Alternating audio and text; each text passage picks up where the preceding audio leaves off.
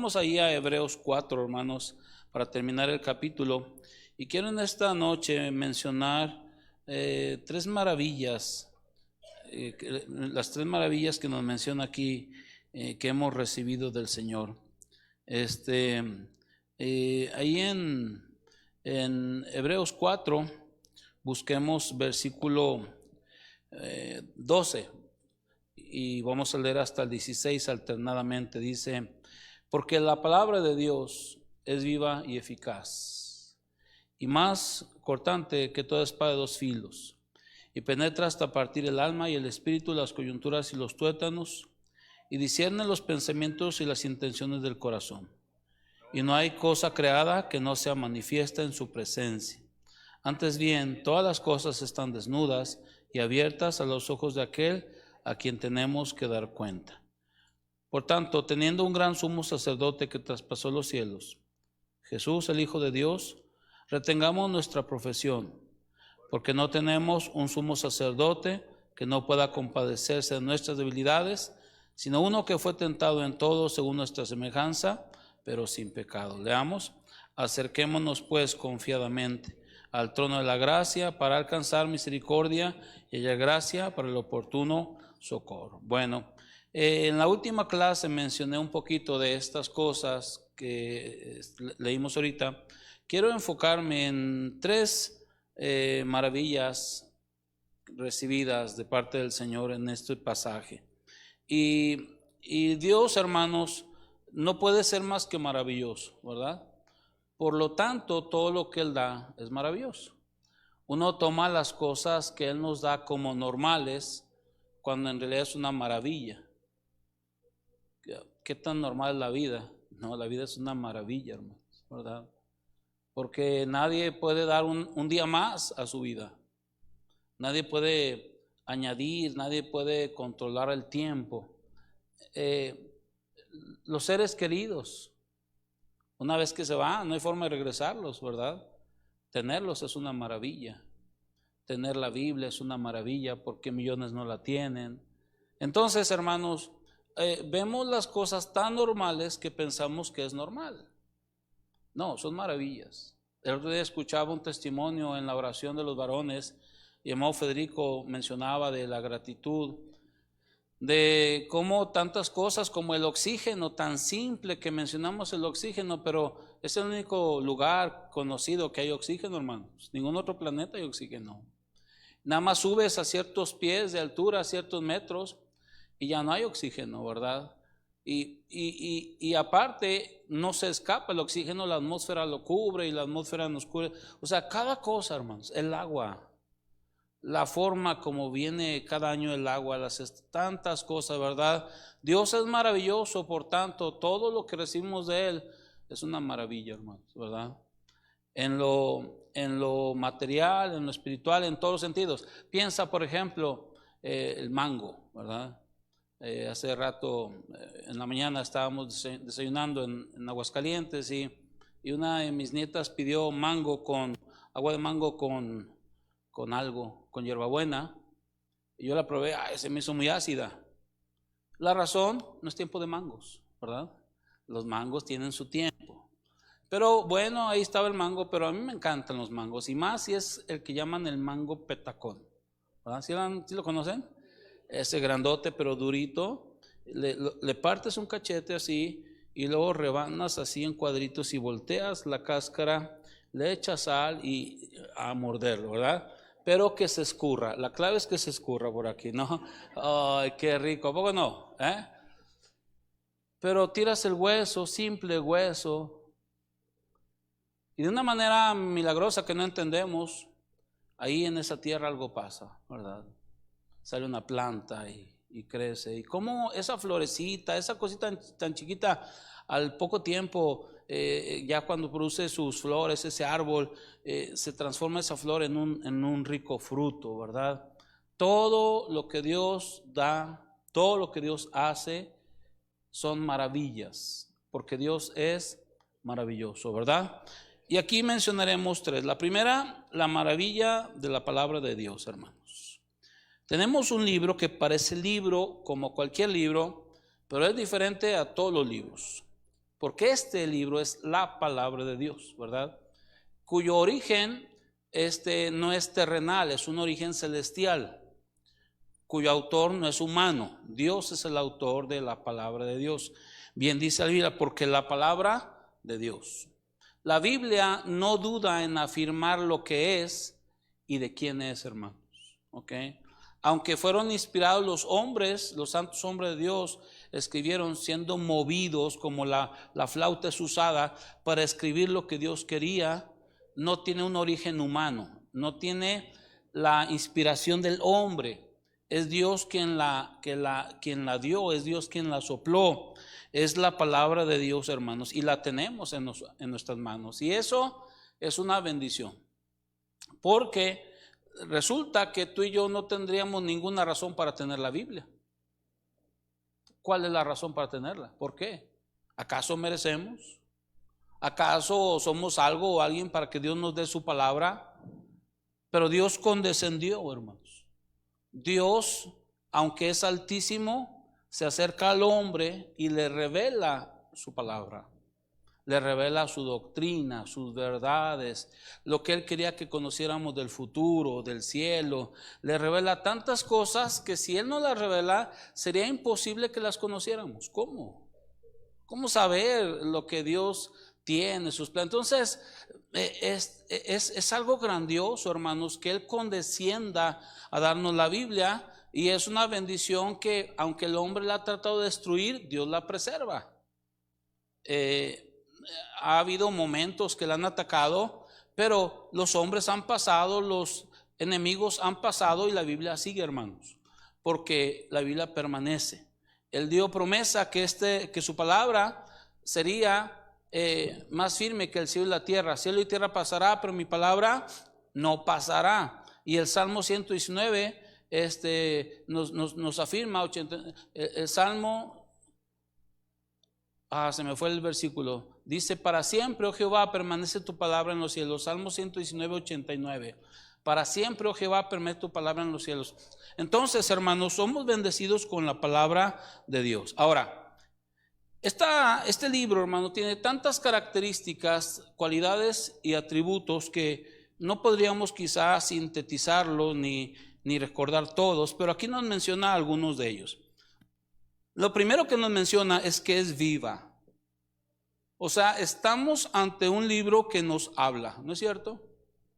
¿Ha pasado eso que en tu mente, en tu corazón, Dios te ha hablado, te ha mostrado algo, ha calentado tu corazón? Por eso yo no soy de regalar mis Biblias. Yo mis Biblias las guardo.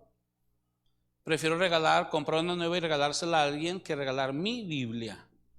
Porque en mis Biblias he puesto tantas anotaciones de algo que Dios me ha dicho. A veces alguna promesa, ¿verdad? A veces algún regaño, tantas cosas ahí, una comunicación, una comunión. Y porque es viva, hermanos, la Biblia habla. Y luego resultamos que nos sentimos sorprendidos porque, eso lo dijo por mí. Sí, lo dijo por ti, pero no el predicador. Es la palabra, hermanos, porque es viva. Y a veces el tema no tiene nada que ver con mi situación, pero algo se me aplica, algo se me apropia, porque así es la Biblia, es viva con diversificación. Es decir, puede haber 1000 personas y a cada uno nos va a hablar igual, pero algo diferente. Como si Él sabe y la Biblia sabe. Y sí, Él sabe, hermanos. Es viva. Y no solamente habla, pero es vigente. O sea, piensa que este libro tiene escrito más o menos 2000 años. Se empezó a escribir después de que ya se terminó, unos 1600 años antes. Entonces, de que se está escribiendo, tendrá unos 3600 años la Biblia. Un libro, una parte, otro libro, otro libro, otro libro. Y lo mismo que tenía validez en la antigüedad, lo tiene ahora, hermanos. Es vigente, se aplica al 2024. Y es un error cuando gente piensa que lo que la Biblia dice, lo dice para los de antes. Sí, ciertamente habrá cosas y costumbres y culturas que no entendemos, que tienen que ver con cosas de antes, pero su enseñanza, sus verdades son vigentes. Es un libro que habla a todos, a chicos y a grandes, a mujeres y a hombres, a ricos y a pobres, porque es un libro que habla, es un libro vigente. Tenemos este libro que es vivo, porque la palabra de Dios es viva, hermanos. No solamente es viva, pero es eficaz. Toda la escritura es inspirada por Dios y útil para ¿qué dice la Biblia? Para enseñar, para corregir, para redarguir, para instruir en justicia, a fin de que el hombre de Dios sea perfecto, enteramente preparado para toda buena obra. Segunda Timoteo 3, 16 y 17, que está diciendo que este libro logra lo que Dios quiere, hermano. Es como la lluvia que cae en la tierra, es como la nieve que cae en la tierra, es como la semilla. Hace lo que Dios dice, germina, produce, porque es viva y es eficaz. No tengo yo que darle eficacia. La Biblia es eficaz. Yo tengo que obedecerla. Yo tengo que vivir en ella, pero yo no la hago veraz, yo no la hago eficaz. Es eficaz. Es veraz, es viva, hace lo que debe hacer. Por eso, hermanos, la importancia de leer la Biblia aunque no tengamos ganas. Por eso la importancia de memorizar versículos aunque no tengamos ganas. Curiosamente, los tiempos que más mal estamos o más mal nos sentimos en alguna crisis personal, matrimonial, familiar, enfermedad, depresión, lo que sea, una de las cosas que hacemos de manera automática es retirarnos de la Biblia. Ese es un error, hermano. Porque la Biblia tiene poder inherente. La Biblia hace lo que tiene que hacer, aunque yo en ese momento ni tenga ganas, ni la piense mucho, ni trate de estar concentrado. La Biblia, hermanos, va a lograr algo. Léala, escudriñela, medítela. A veces, hermanos, la diferencia entre una derrota y una victoria tiene que ver con el meditar un poquito alguna verdad bíblica, hermanos. Es viva y eficaz. Ahora, tiene otra característica aquí que no suena agradable, porque dice, y más cortante que toda espada de dos filos. Es decir, por donde pase, corta. No es como el machete que tiene de un lado. En Tabasco, donde yo vivía con los indígenas, los machetes que usaban eran grandes y tenían filo en los dos lados. No, ellos podaban literalmente el pasto a machetazos. Un filo tremendo, ¿verdad? De los dos lados cortaba. Y así es la Biblia. Tiene la característica, un filo de tal manera que corta, hermano. Por eso molesta a algunos. Por eso nos incomoda en ciertos momentos, porque corta. Dura es esta palabra. Y así es la Biblia. La Biblia no pretende, sí, la Biblia consuela, ¿cierto o no es cierto, hermanos? Pero no pretende ser una terapia de consolación.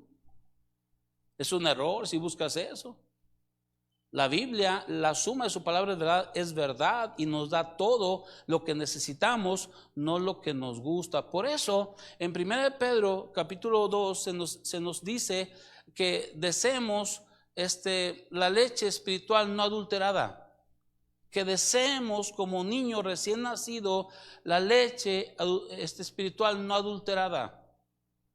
No adulterada. Es decir, como es, hermano. No de manera selectiva, no acomodándole. Oh, me encantan los salmos, me encanta el Salmo 23, sí, ¿a quién no le va a encantar? ¿Y qué tal cuando nos dice lo que no queremos? ¿Qué tal cuando nos señala ahí, mira, este eres? Entonces, corta y penetra. No nada más corta, pero tiene una característica de penetración que llega hasta lo más profundo, porque dice más corta que toda espada de dos filos y penetra hasta partir. ¿A qué nivel de profundidad llega la Biblia? Al punto de hacer una separación entre el alma y el espíritu. Por eso no es sabio hacer caso a lo que pensamos ni a lo que sentimos, porque el corazón es engañoso más que todas las cosas. La mente divaga. La Biblia afirma, la Biblia secciona de tal manera que te da entendimiento, te da comprensión, porque separa lo emocional y lo espiritual, hermanos. Por eso hay que meternos a la Biblia, hay que meternos. Y la Biblia nos va a dar esa capacidad de discernimiento, de entendimiento, porque penetra hasta partir el alma y el espíritu. Una penetración que nadie lo puede hacer, ningún lo que se mete uno al tubo, eso, escáner, más que escáner, tomografía, resonancia magnética, ninguno de esas cosas tiene la capacidad con ninguna de sus ondas de penetrar al nivel que penetra la palabra de Dios, hermano. Esto es duro, pero es bueno. Porque al exponernos a la Biblia nos lleva a escudriñar quién somos, hermanos. A examinar quiénes somos. Y uno trata hoy hablé con una persona que bueno, se tomaron decisiones malas en su vida. Y esa persona me trató de decir, sí, pero mire, es que esta persona, cuando todavía no se acababa esto, hasta bailó con otra persona. Pero esta persona rechazó a esa persona. Entonces yo le dije, mira, no es justificable que él haya bailado con quien haya bailado. Pero esa es la consecuencia de la mal decisión que están haciendo. La causa de todo esto no es que él bailó. La causa es esto que tú hiciste. ¿Sí están aquí, hermanos? A veces somos expertos para quedarnos en las consecuencias y no querer aterrizar quién soy yo. Yo actué como actué por esto o porque soy eso. Y cual espejo me dice, eso eres. Y nos gusta bajarle ahí y pensar que son otras cosas, pero mira lo que dice la Biblia, y penetra hasta partir del alma y el espíritu, las coyunturas y los tuétanos. ¿Y qué dice, hermanos? Y discierne, ¿qué discierne? Los pensamientos y qué más, las intenciones del corazón. Mira, la Biblia llega a un nivel de penetración y de ayuda, aunque duela, a una profundidad que ni tú mismo sabes, ni tú mismo conoces, porque a veces ni siquiera discernimos bien ni nuestros pensamientos ni nuestras intenciones, hermanos. Pero la Biblia nos lleva a ese punto donde penetra hasta partir todo, las coyunturas, los tuétanos, y aclara los pensamientos y las intenciones del corazón. Manifiesta, examina, escudriña, y no solamente lo que hay en mi vida, pero los tiempos también. Versículo 13, y no hay cosa creada que no sea manifiesta en su presencia. Antes bien, todas las cosas están desnudas y abiertas a los ojos de aquel a quien tenemos que dar cuenta. La Biblia manifiesta el interior de la persona, manifiesta los tiempos que vivimos, lo que hay en el ser, nos hace escudriñar, nos hace examinar, nos confronta. Por eso, repito, gente deja a un lado la palabra para no ser redarguido ni confrontado. ¿Por qué un hijo que anda rebelde deja de leer la Biblia? ¿Por qué un matrimonio? Yo le dije al matrimonio, ¿hiciste lo que te dije? Que un conflicto matrimonial. Me dijo, no lo hicimos. ¿Por qué no lo hicieron? ¿Por qué no leyeron lo que les pedí? Porque saben. Manifiesta los tiempos, no tenemos que estar pensando esto o aquello, que se van a descongelar los hielos y esto, los polos. No, hermanos, la Biblia es clara, ¿ok? Entonces, lo único que tengo que decir aquí es, bendito sea el Señor por darnos la maravillosa palabra de Dios, hermano, y por mostrarnos tantas cosas tan maravillosas. Lo siguiente es el maravilloso sumo sacerdote. Versículo 14 y 15, por favor. El maravilloso sumo sacerdote. Vamos a leerlo, estamos en Hebreos 4, versículo 14 y 15. Leamos todos juntos, dice: por tanto, teniendo un gran sumo sacerdote que traspasó los cielos, Jesús, el Hijo de Dios, retengamos nuestra profesión, porque no tenemos un sumo sacerdote que no pueda compadecerse de nuestras debilidades, sino uno que fue tentado en todo según nuestra semejanza, pero sin pecado. Ok. Hay dos líneas de sumos sacerdotes: los sumos sacerdotes de Aarón y los sumos sacerdotes de Melquisedec. Los de Aarón vienen de Leví, los de Melquisedec vienen de Judá. Judá no tiene nada que ver con el sacerdocio, Leví sí. Los levitas, los de Aarón, todos ellos eran los que se dedicaban a las cosas del templo, a las cosas del altar, a las cosas del culto, etcétera, etcétera, etcétera. Y como les he dicho, había un tabernáculo dividido en lugar santo y lugar santísimo, y en medio un velo grueso como de 10 centímetros que dividía el lugar santo del lugar santísimo. Al lugar santísimo nadie podía entrar, ni siquiera el sumo sacerdote. Solamente un día, de cierta manera, cumpliendo todo. De ahí en más nunca podía entrar. Era un lugar reservado, pero que excluía, porque nadie podía entrar. El que se atreviera a entrar, mirar o tocar, Dios lo mataba. Era un lugar reservado donde estaba la presencia de Dios, la Shekinah, o como se pronuncia. Ahí estaba el arca del testimonio y ahí estaba la presencia de Dios, los querubines. Y era un lugar reservado donde Dios estaba, y el hombre un solo día al año se podía acercar.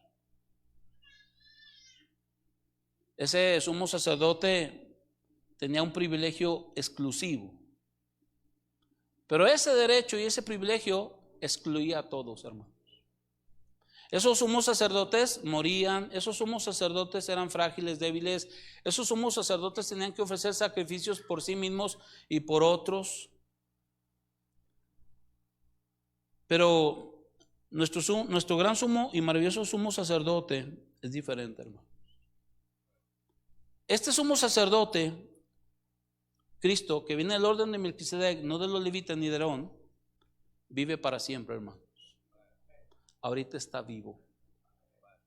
Este sumo sacerdote nunca ha sido débil, nunca ha necesitado de ofrecer sacrificio por sí mismo. Al contrario, él ofreció sacrificios por todos. Y este sumo sacerdote hizo algo que nos dio, según Hebreos 10, 19, vamos a leerlo por favor, nos dio un tremendo privilegio. Hebreos 10, 19. Leamos, dice la Biblia: así que, hermanos, teniendo, ¿qué dice la Biblia, hermanos? Libertad. Quédate con esa palabra, teniendo libertad para entrar en el lugar santísimo. ¿Cuál lugar, hermanos? ¿Quién podía entrar al lugar santísimo? Era un lugar reservado para Dios, donde el sumo sacerdote solamente podía entrar una vez, nunca más. Pero nuestro sumo sacerdote, hermanos, que muere como cordero, ahora hace los servicios de sacerdote. Versículo 14, por tanto, teniendo un gran sumo sacerdote, ¿qué dice? Traspasó, ¿qué, hermanos? Estamos en Hebreos 4, 14. Traspasó los cielos. Ok, estaba el lugar santo y el lugar santísimo y el velo. ¿Qué hizo Cristo? Traspasa el velo. Ahora, cuando dice que Él traspasó los cielos, no se refiere, hermanos, a que Él se fue a sentar a la diestra del Padre. Él no se fue a sentar a la diestra del Padre como sumo sacerdote. Él se fue a sentar a la diestra del Padre como su Hijo. ¿Ok? Cuando está hablando de traspasar los cielos, lo está mencionando en su oficio de sumo sacerdote. El sumo sacerdote, ¿para qué traspasaba el velo? Bueno, se mataba el cordero, se agarraba la sangre el sumo sacerdote, traspasaba el velo y ponía la sangre en el altar del testimonio, en el propiciatorio.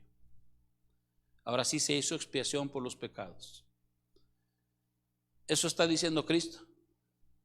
Pero el sumo sacerdote pasaba el velo, y regresaba. Y cada año pasaba el velo y regresaba.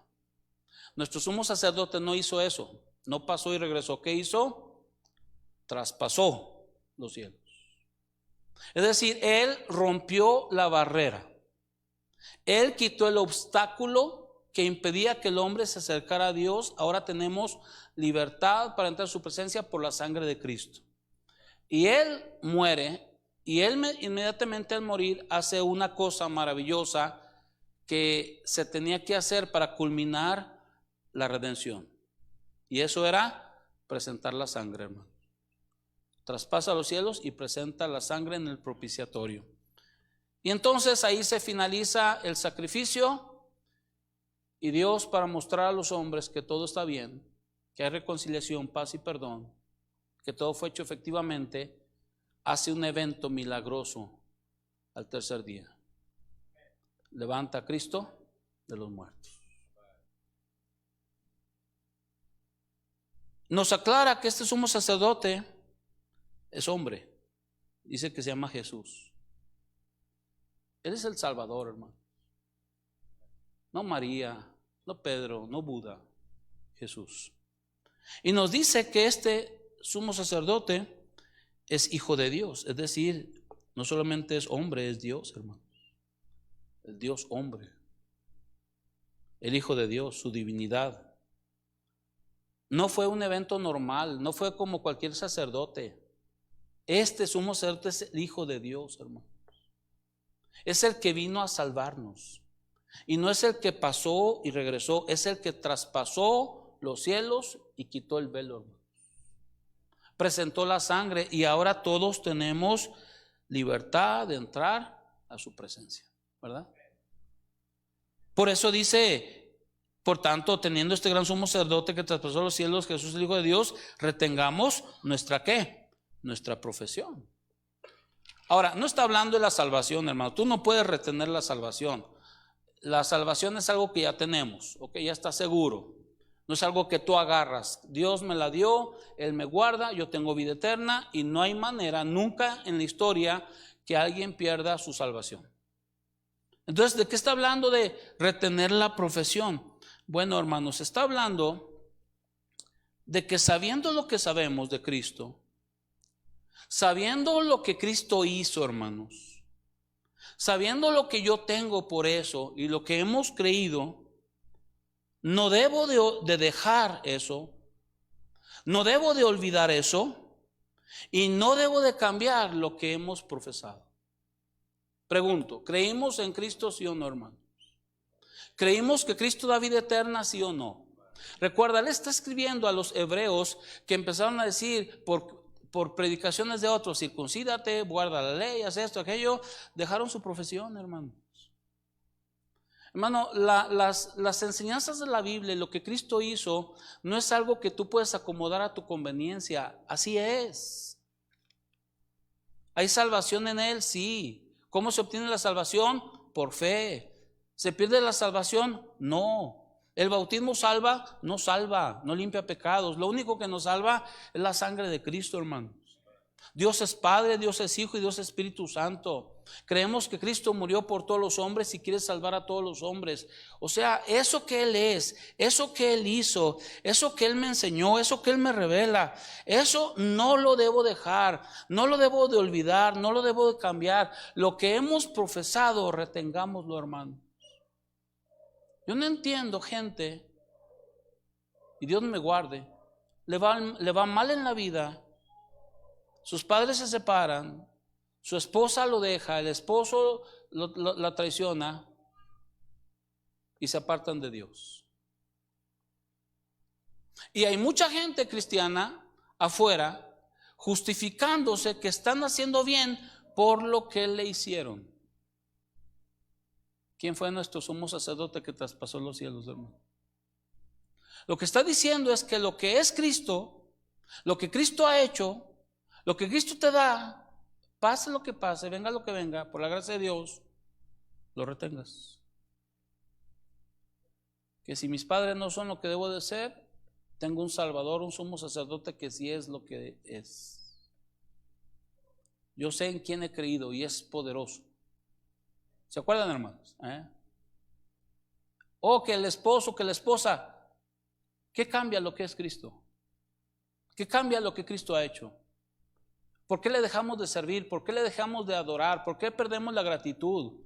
Porque no estamos reteniendo nuestra profesión, hermanos. Dios no es ideas, Dios no es teologías, Dios no es lo que yo quiero que sea, no, hermanos. En Estados Unidos, y yo creo que ya en México, hay algunos lugares donde dice: escríbenos qué clase de iglesia quieres que seamos. Eso es satánico, hermanos.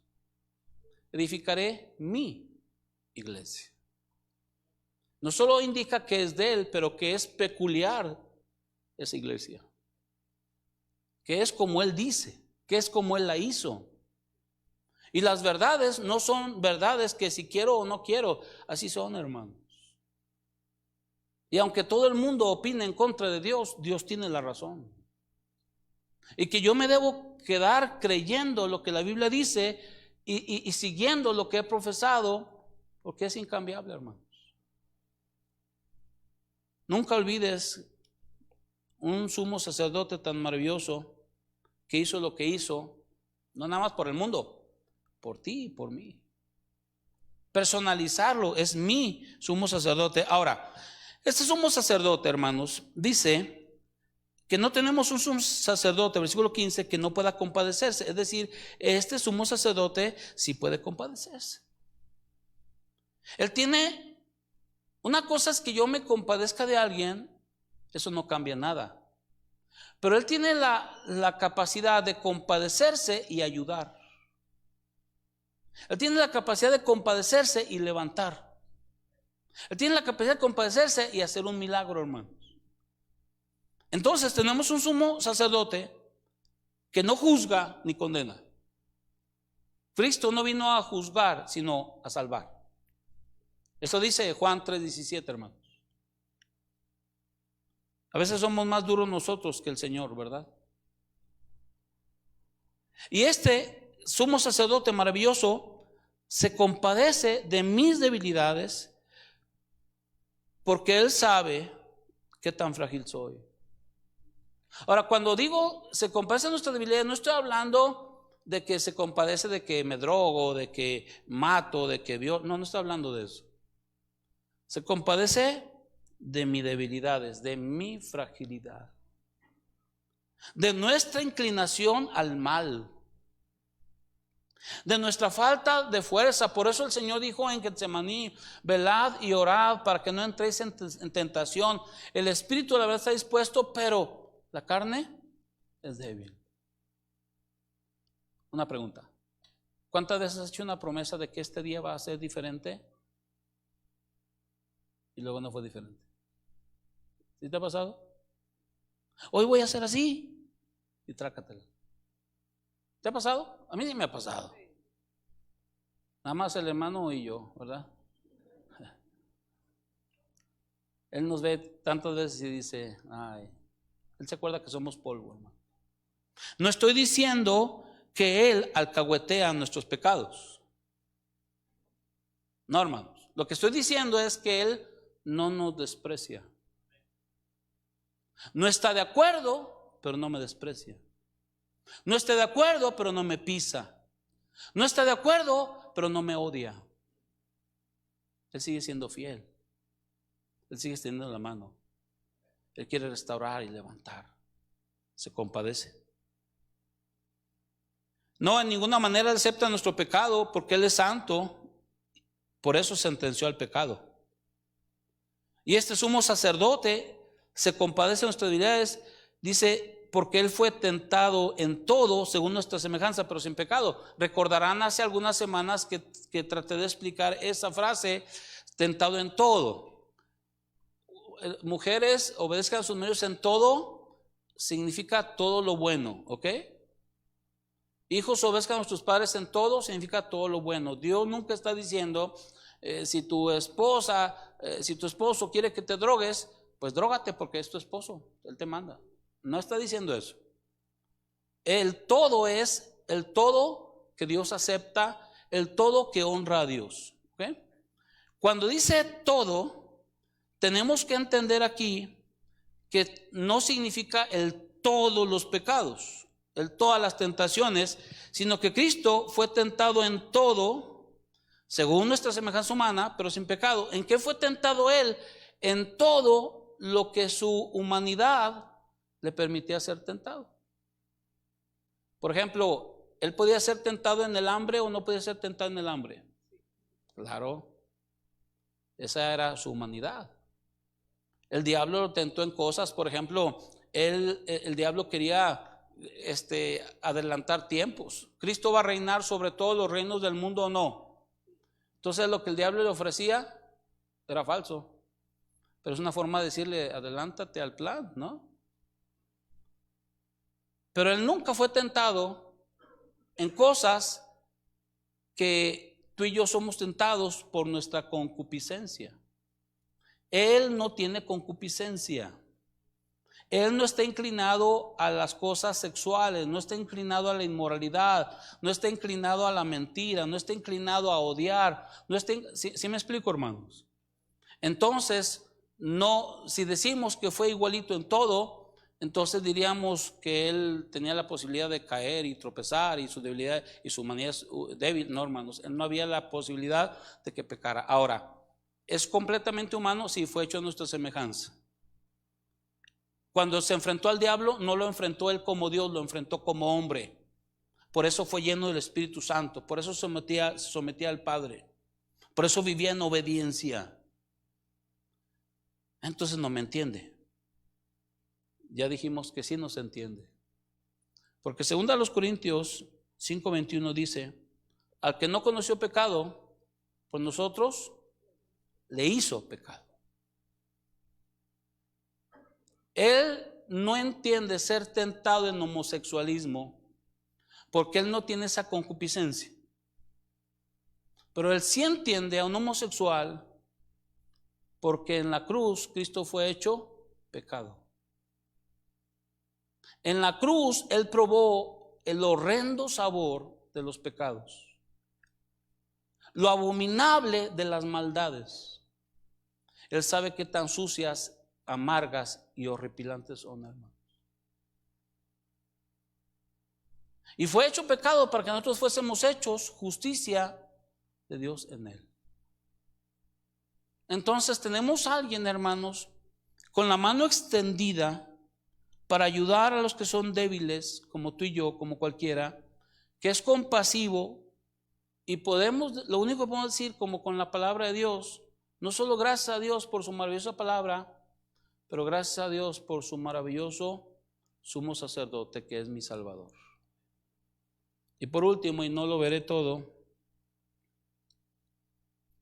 un maravilloso privilegio, una relación privilegiada. Leamos todos el versículo 16, por favor, todos juntos el versículo 16. ¿Lo tienen? Leamos, dice, acerquémonos pues confiadamente al trono de la gracia para alcanzar misericordia y hallar gracia para el oportuno socorro. Tenemos una maravillosa Biblia, un maravilloso sumo sacerdote y una relación maravillosa, una relación privilegiada. ¿Cuál es esa relación? Que lo que no podía hacer nadie más que el sumo sacerdote, tú y yo sí lo podemos acercar. Acerquémonos confiadamente. Ya no hay nada que impida. Yo tengo una relación porque ahora no solamente es mi Dios, es mi Padre. Voy a vuestro Dios, a mi Dios, y a vuestro Dios, a mi Padre y a vuestro Padre. Y voy a terminar con esto y después veremos lo demás. Veamos la palabra acerquémonos.